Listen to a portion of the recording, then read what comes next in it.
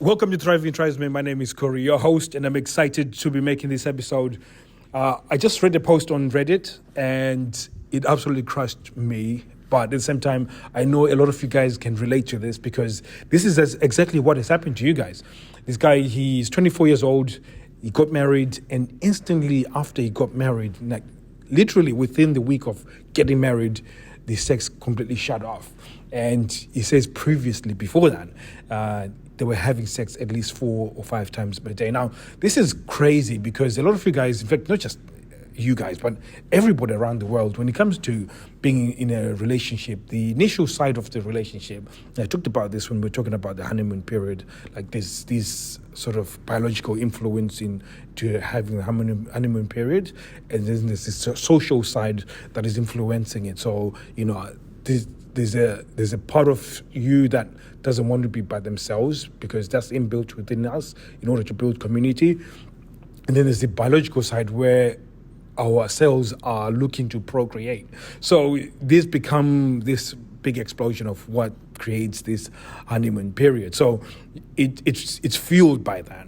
And then all of a sudden, over a period of time, normally when you establish that your boyfriend and girlfriend and you now trying to move or at least move within the gears of what the relationship is, or in fact to solidify the relationship, it's when you start getting a little bit more of those insecurities coming into the relationship, which are challenges in order for you to get closer, but also challenges in order for both of you to grow. So this becomes the things that sort of start testing you, and the better you are at handling those tests, the better you are at handling issues like being when the libido drops off and when there isn't. Because when you handle those insecurities, it requires you a level of vulnerability. It requires you to have good communication skills, and then it also involves somebody having the ability to self-assess themselves and think, okay, how do I get better within the relationship? So when both of you can do that, what it does is that it helps you to get in a place where you can actually discuss collaboratively about the decline within sex or the decline within affection, and really do it in a collaborative way. But most people don't know how to do that. So you start sort of sweeping under the carpet, and then it becomes this really horrible thing that there's this sort of thing where you wake up one day and realize you're in a sexless relationship. And I know it's not quite like that, but it's almost like that realization, that day when you realize that, fuck, I'm in a dead bedroom. And then you contrast that from the day when you decided, holy shit, I want to marry this woman. And those are like two events that will stand out for the rest of your life. Again, especially within a sexless relationship, because you think when you made that decision that you're going to marry this person, you had to assess all the data in order to do so. So you looked at the person that, they're respectful, they're respected to your family, they get along with the family, you get along with them, they're a good person to live with, you got you're getting sex and you're fulfilled and you're happy. So there's all these things that you will give you the evidence of that this is a person that you should get married to. And then you make that decision based off of that. In fact, there's a large percentage of you that have made that decision based off of that. And then there's some of you who, at the data of, this is a dead bedroom, you're probably not supposed to be getting married to this person, and you did it anyways, and you were hoping by marrying them, you would change them into something else that will help you within your marriage, and then it didn't work out. So there's several reasons why it would happen, but it doesn't change the fact that initially there was sex happening and it was fulfilling for both of you, and therefore you started committing gradually to this relationship and seeing a future with this person.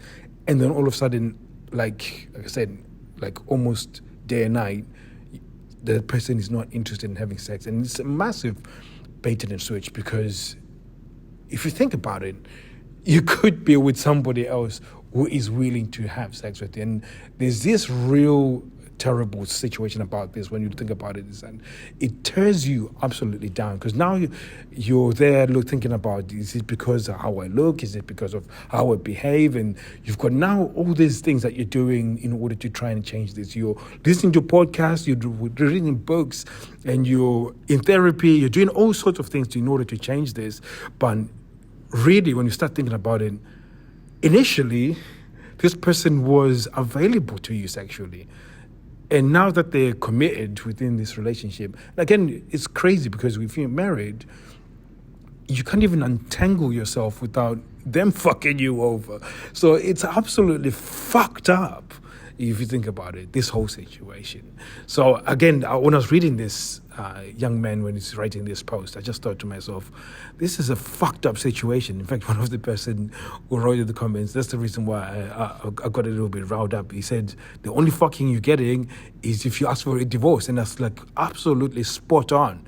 Like, if this guy wants to untangle himself from this, the only fucking he's going to be getting is him being fucked for the rest of his life, paying alimony, And I know I'm putting it in that way, and it's probably getting you guys all riled up about it, but it is pretty crazy that everything's stacked against you when you've made a decision, and it feels really painful, the fact that you've made a decision based off of information, and that information you believed was accurate. So when have sex, we're feeling fulfilled, we're happy together, and then all of a sudden you make this massive commitment which is stacked against you. Like, this is a horrible deal in terms of a marriage, and then in order for you to get out of that deal, you're gonna have to get fucked over.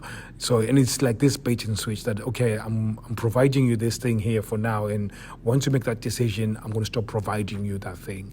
And I think it's a terrible situation that we're in, especially now that within society where we've got this sort of battle of the genders type thing, that women within marriages and relationships, they are really, the requirement to be, in terms of investment, is been lowered over the years, and some of it we're responsible for it. We've lowered the investment and just really don't give them any opportunity to invest, and therefore they really do not value the relationships that we're in. So part of it is our fault, I would imagine, because again, if they've valued her investment within the relationship, she's never grown any resilience, she's never grown any confidence, and therefore she's suffering as much as she is. And that's the reason why she's not investing within a relationship. So again, in order to learn any more about that stuff, go to thriving_tribesman at our Instagram. Hopefully this has got you thinking about your relationship and thinking about when you made the decision to get married to this person and the day that you realized that you are actually in a dead bedroom. Like, those are like two significant days that you can think about, and that how that feels like a bait and switch, like absolutely insane, absolutely drives me up the wall when I think about it, because there's a lot of you really, really good guys who are doing everything amazing. You don't deserve that. You don't deserve feeling this way. You don't deserve feeling unwanted. You don't deserve feeling rejected. You don't even deserve feeling like you're less than what you are right now, because you're trying to do everything right, and this person is not even interested in investing as much as you do in order to make this relationship work. So continue being great tribesmen. Like I said, if you want to learn more about this, go to thriving_tribesmen in our Instagram, and I'll be more than willing to give you a blueprint on changing your relationship so you can be the leader that she wants and be the man that she finds irresistible. So thank you very much. Take care.